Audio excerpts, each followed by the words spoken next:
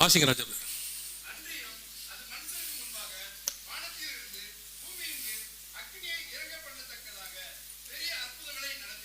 இது வானத்திலிருந்து அற்புதங்களை பண்ணத்தக்கதாக பெரிய அற்புதங்களை நடப்பித்து அப்படின்னு இருக்கு.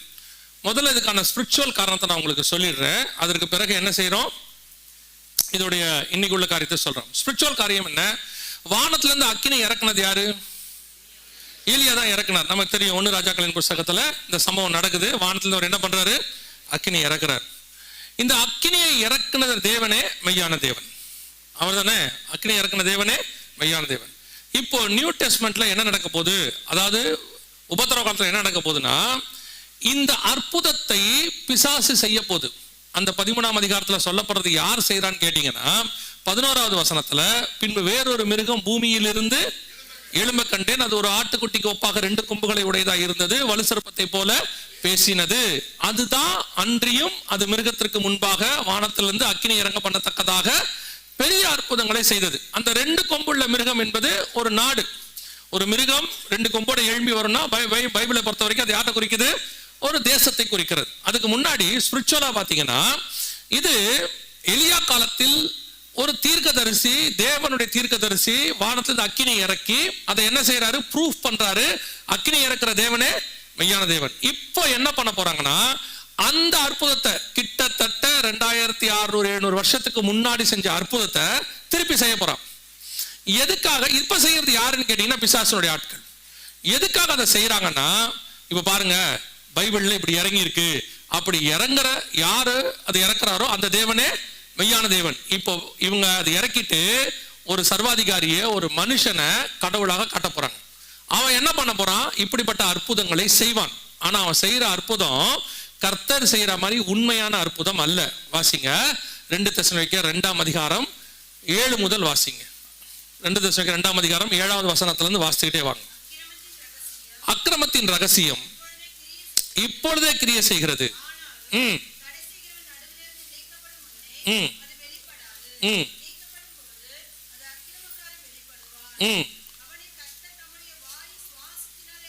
இது அந்த சர்வாதிகாரியை பத்தி சொல்லுது. தன் வாயின் சுவாசத்தினாலே அழித்து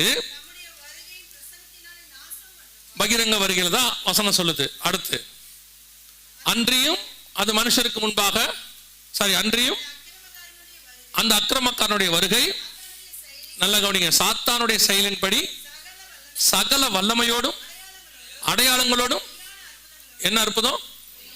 பொய்யான அற்புதம். அற்புதம் நடக்கும், ஆனா எப்படி நடக்கும்? பொய்யா நடக்கும். எலியா நடத்தினது உண்மையான அற்புதம். இப்ப நடக்க போறது பொய்யான அற்புதம். அற்புதம் நடக்கும், ஆனா எப்படி நடப்பாங்கன்னு நமக்கு தெரியாது. தேவன் செய்ததை கண்டிப்பாக பிசாசால் செய்யவே முடியாது. தேவன் ஒண்ணு செஞ்சாருன்னா அதை என்ன செய்ய முடியாது பிசாசால. ஆனா அவன் என்ன பண்ணுவானா, அதுக்கு ஆல்டர்னேட்டா ஒண்ணு செய்யற மாதிரி காட்டுவான். அதுக்கு அதே மாதிரி இருக்கும். சில நேரத்துல பாத்தீங்கன்னா நல்ல பிராண்டட் பொருள் இருக்கும், அதே மாதிரி பார்க்கறதுக்கு எல்லாம் இருக்கும், ஒரு ஏ மட்டும் அதுல மாறி இருக்கும். கிட்ட போய் உத்து பார்த்தா தான் என்ன தெரியும், அந்த ஏ மாறி இருக்கும், தலைகீழ இருக்கும். ஆனா டக்குன்னு பாத்தீங்கன்னா அது எப்படிதான் இருக்கும், பார்க்கறதுக்கு ஒரிஜினல் மாதிரியே தான் இருக்கும். பைபிள்ல பாத்தீங்கன்னா சாலமோனோட பையன் ரெகபெயாம் என்ன பண்ணுவான், ராஜாவுக்கு, எதிரி நாட்டு ராஜாவுக்கு கப்பம் கட்டணும். அவன் என்ன பண்ணுவான், அளவுக்கு அதிகமா கேட்டுருவான். அப்ப இவனுக்கு கொடுக்கறதுக்கு ஒண்ணும் இருக்காது. இவன் என்ன பண்ணுவான், தன்னுடைய ஆலயத்தில் இருக்கிறதான, சாலமோன் செய்து வைத்தத ஆலயத்தில் உள்ளதான தங்கத்தை, அந்த கேடகம்லாம் இருக்கும், அதெல்லாம் எடுத்து கொடுத்துருவான். ஆனா ஜனங்க பார்த்தா என்ன ஆயிடும், பிரச்சனை ஆயிடும், ஆலயத்துல இருந்து கொடுத்துட்டானேன்னு சொல்லி. அதனால என்ன பண்ணுவானா, எல்லாத்தையும் வெங்கலத்துல செய்வானா. என்னத்தை செய்வான், வெங்கலத்துல செஞ்சுட்டு அதை தங்க முலாம் பூசிடுவான். தூரத்துல இருந்து பாக்குறவங்களுக்கு என்ன தெரியுமா, அது தங்கத்துல அது அப்படியேதான் இருக்குது, ஒன்றும் பிரச்சனை இல்லைன்னு. ஆனா கையில பிடிச்சிருக்கிறவனுக்கு மட்டும் தெரியும் அது என்னது, வெங்கலம். அதே மாதிரிதான் பிசாசு நிறைய காரியங்களை பூமியில செய்யும். பார்க்கறதுக்கு அது எப்படி இருக்கும், ஆண்டவர் செய்யற மாதிரியே இருக்கும். அந்த 13ஆம் அதிகாரம் 11ஆம் வசனத்துல நீங்க வாசிச்ச போது வெளிப்படுத்தல, அது ஒரு ஆட்டுக்குட்டிக்கு ஒப்பாக 2 கொம்புகளை உடையதா இருந்தது. ஆட்டுக்குட்டினா இயேசுவையும் குறிக்கும், விசுவாசியும் குறிக்கும். இதோ உலகத்தின் பாவத்தை சுமந்து தீர்க்கிற தேவாட்டுக்குட்டி. இன்னொன்னு இருக்கு, என் ஆட்டுக்குட்டிகளை மெய்ப்பாயாக. அப்ப ஆட்டுங்கிறது யாரை குறிக்கும், தேவனையும் குறிக்கும், விசுவாசியும் குறிக்கும். அது ஊழியக்காரனையும் குறிக்கும், விசுவாசியும் குறிக்கும். அப்ப என்ன ஆகுது, பார்க்கறதுக்கு கிறிஸ்தவத்தை போல இருக்கும், பார்க்கறதுக்கு இயேசு கிறிஸ்துவை போல இருக்கும், பார்க்கறதுக்கு விசுவாசி மாதிரி இருக்கும், ஆனா செய்யற காரியங்கள் என்னவா இருக்கும்? பிசாசினுடைய காரியங்களாக இருக்கும். அதை எப்படி கண்டுபிடிக்க முடியும்? வசனம் சொல்லுது, பொய்யான அற்புதங்கள் நடக்கும். அதை வச்சு அவன் அற்புதம் செய்வானா? ஆனா என்ன அற்புதம் செய்வான்? பொய்யான அற்புதம் செய்வான் அப்படின்னு இருக்கு. இப்ப பொய்யான அற்புதம் செய்யறதுக்கு வாய்ப்பு இருக்குதா? வானத்திலிருந்து அக்கினி இறக்க பண்ண முடியுமா அப்படின்னு கேட்டா கண்டிப்பா இறக்குவாங்க. ஏன்னா பைபிள் சொல்லுது அவங்க செய்ய போறாங்கன்னு. இப்ப பாருங்க, இதற்கு பேரு ஆர்டிபிஷியல் சன் அப்படின்னு பேரு. இது இப்ப சைனால செஞ்சிருக்கிறாங்க. இப்ப ரெடி 2030 ரெடியா இருக்கு. இதோட ஸ்பெஷாலிட்டி என்னன்னு கேட்டீங்கன்னா, நார்மலா ஒரு சூரியன் கொடுக்கக்கூடியதான கதிர்வீச்சை விட பல மடங்கு அதிகமா கொடுக்குது. 1,00,000 ஃபாரன்ஹைட் கொடுக்குது. இது இப்போ அதோட பிளான் என்ன? இது எதுக்காக செய்யறாங்க? சைனீஸ் செஞ்சிருக்காங்க. இப்போ ரெடியா இருக்கு. 2020க்கு முன்னாடியே இந்த ப்ராஜெக்ட் ஆரம்பிச்சிட்டாங்க. இப்போ பாத்தீங்கன்னா இந்த ஆர்டிபிஷியல் சன் ரெடியா இருக்கு. இதை எதுக்காக இந்த ஆர்டிபிஷியல் சன் செஞ்சிருக்கிறாங்க அப்படின்னு கேட்டா, உங்களுக்கு தெரியும் சைனீஸ் பயங்கரமா வேலை பார்ப்பாங்க, பயங்கரமா உழைக்கிறவங்க. அவங்க நிறைய மக்கள் தொகை, நிறைய உழைப்பாங்க. அவன் என்ன சொல்றான்னா, 12 ஹவர்ஸ்லாம் பத்தாது, இனிமேட்டு நமக்கு என்ன வேணும்? 24 ஹவர்ஸ் வேணும். அதனால இப்போ பூமி ஒரு பக்கம் சுத்தி வந்தா இருள் வரணும்ல, அந்த பக்கத்துல இதை பிக்ஸ் பண்றது. இப்ப எப்படி ஸ்பேஸ் ஸ்டேஷன் வச்சிருக்காங்க அந்த மாதிரி பிக்ஸ் பண்றது. பிக்ஸ் பண்ணியாச்சுன்னா இப்படி பகல் முடிஞ்சு ரா வர நேரத்தில் அந்த பக்கம் என்ன இருக்கும்? ஆர்டிபிஷியல் சன் இருக்கும். ஸோ இந்த பக்கமும் ஒரிஜினல் சன் இருக்கும், இந்த பக்கம் ஆர்டிபிஷியல் சன் இருக்கும். ஆட்டோமேட்டிக்காக இரவு என்பதே இருக்காது, வெறும் பகலாக மட்டும் இருக்கும். ஸோ பகல்லையே நீங்க 24 ஹவர்ஸும் வேலை செய்யலாம் அப்படிங்கிறதான கான்செப்ட்ல தான் இதை கொண்டு வராங்க. ஆக்சுவலா நல்லா கவனிச்சீங்கன்னா, பூமியை ஆண்டவர் படைக்கும் போதே பகலும் இரவும் பகலுமாக தான் படைச்சிருக்கிறார்.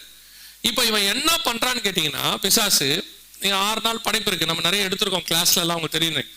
6 நாள் படைப்பு இருக்குல்ல, இந்த படைப்பை மொத்தத்தையும் கொலாப்ஸ் பண்றது தான் பிசாசுடைய வேலை. அதுக்கு பேர் தான் சீர்கேடு அப்படின்னு சொல்லுவாங்க.